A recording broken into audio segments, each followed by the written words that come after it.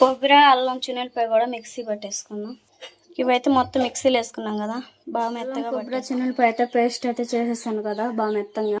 Vegetable మొత్తం cut చేసుకున్నా, బంగాళదుంప, టమాటా, పచ్చిమిర్చి, ఉల్లిపాయ, కొత్తిమీర, కరివేపాకు. బాగా అయితే చికెన్ అయితే కడిగి శుభ్రంగా పక్కన పెట్టేశాడు. ఉల్లిపాయ, టమాటా కూడా మిక్సీ పెట్టేసుకున్నాం. మసాలాలు మొత్తం అయితే మిక్సీ పెట్టేసిన తర్వాత గరం మసాలా అయితే ఒక గిన్నెలో తీసుకొని ఫ్రై చేసుకుంటున్నా. ఇంకా చెక్క, లవంగాలు, మిరియాలు, అదేవిధంగా ధనియాలు, కొంచెం జీలకర్ర, మెంతులు, ఎండుమిరపకాయలు, కరివేపాకు, ఇంక ఇవన్నీ కలిపి అయితే ఫ్రై చేసేసుకొని మిక్సీ పెట్టేసుకొని ఇంక ఇదే అనమాట చికెన్ కర్రీలోకి ఇంకా మనకి సీక్రెట్ మసాలా. ఈ విధంగా మొత్తం అయితే ఫ్రై చేసేసుకున్నాం. ఫ్రై చేసుకొని మిక్సీ పెట్టేసుకున్నాం. మొత్తం అయితే బాగా వేగినాయి కదా, మిక్సీ పెట్టేసుకుందాం. చికెన్ కర్రీ చేసేటప్పుడు చూపిస్తాను, చూద్దాం మరి.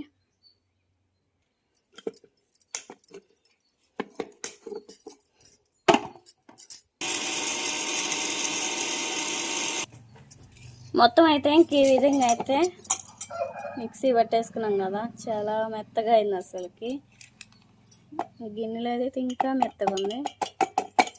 ఈ విధంగా అయితే చికెన్ కర్రీలోకి వేస్తే ఇంకా స్మెల్ అయితే ఇంకా అదిరిపోద్ది అనమాట. అలా చేయడం అయిపోయింది కదా, ఇప్పుడు చికెన్ ఫ్రై చేస్తున్నాగా తొందరగానే. మరి ఆయిల్ అయితే 7 ఉల్లిపాయ వేసుకున్నాం. పెద్ద డేసేసి పెట్టేసి మొత్తం 4 కేజీలు చికెన్ ఫ్రై చేస్తున్నాం కదా. ఉల్లిపాయలు సరిపోతాయిగా. తర్వాత ఇంకా పచ్చిమిరకాయలు చీలుపులై, తర్వాత అల్లం వెల్లుల్లి పేస్ట్. గంట ఒకసారి తిప్పుతాను కానీ మన టైం లేదు, ఇంకా సాయంత్రం అయ్యిద్ది. ఇంక 4 పచ్చిమిరకాయలు రాజే, అల్లం వెల్లుల్లి పేస్ట్.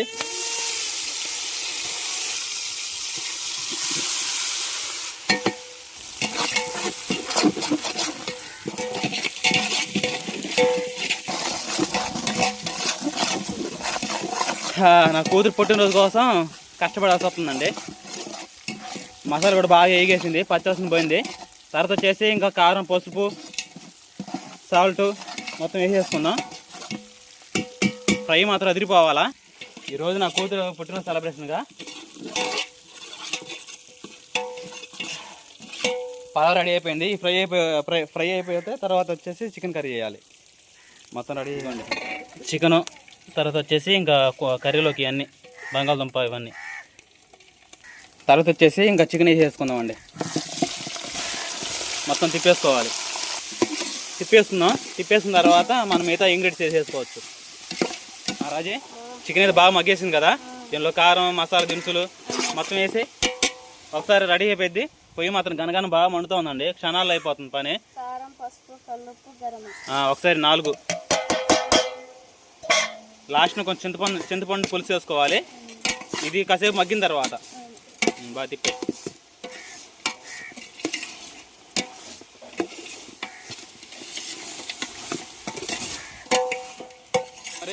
ఎంతవరకు వచ్చింది చికెన్ ఫ్రై?